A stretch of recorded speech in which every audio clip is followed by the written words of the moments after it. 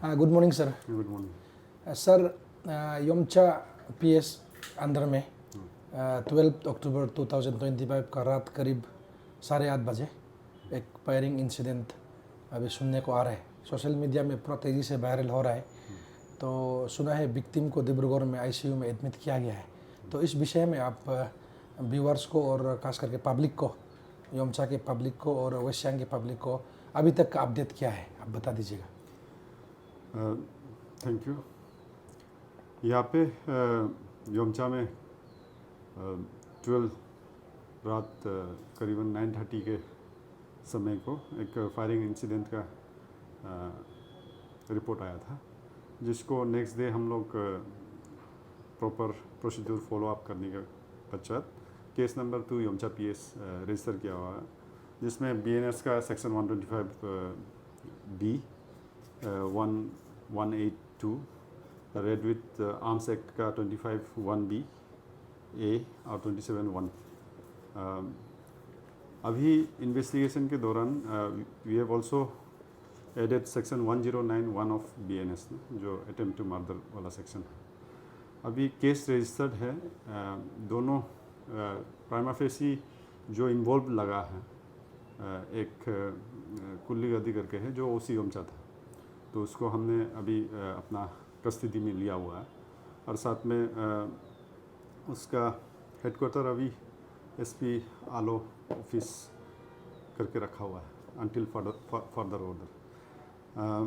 साथ में जो बच्चा जिसके हाथों अभी तक लग रहा है कि जिसके हाथों फायरिंग हुआ है, उसको हमने कस्टडी में लिया हुआ है।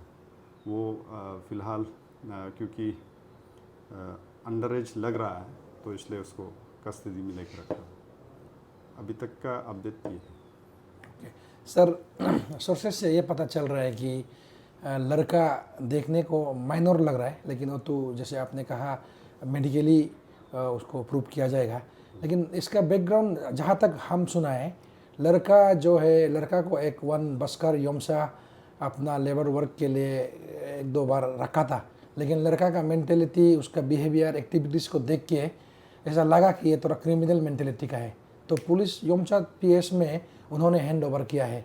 तो लेकिन योमचा पुलिस ओसी जो है, उस बच्चा को चाइल्ड प्रोटेक्शन ऑफिसर या कोर्ट में या जुवेनियल बोर्ड में रिपोर्ट करने से रिपोर्ट नहीं करके खुद का एक डोमेस्टिक हेल्पर में रखा है। ये कहाँ तक सच है sir?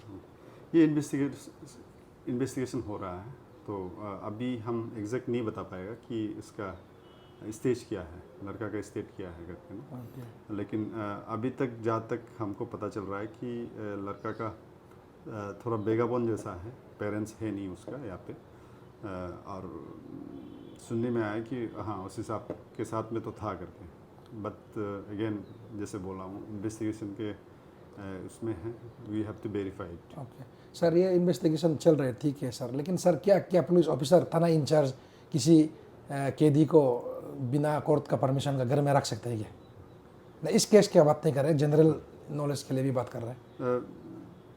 I am not sure.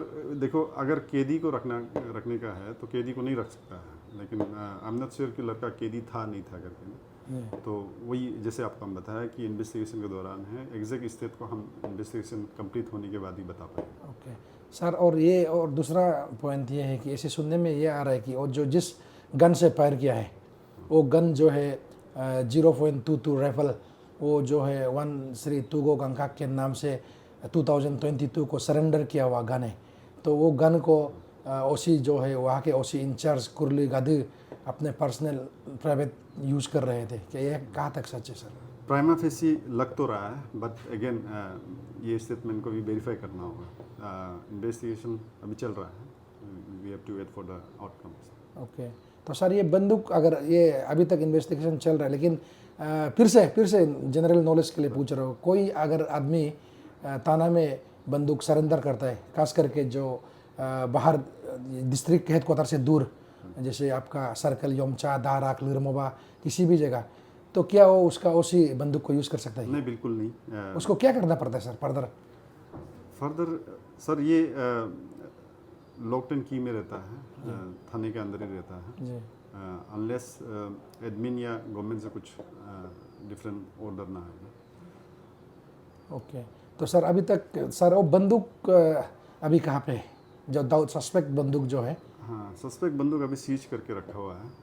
अभी जो नया ओसी मंथन चीतन, सब इंस्पेक्टर मंथन चीतन, जो जिनको हमने आईओबी बनाया है इस केस में, उसके सीजर में।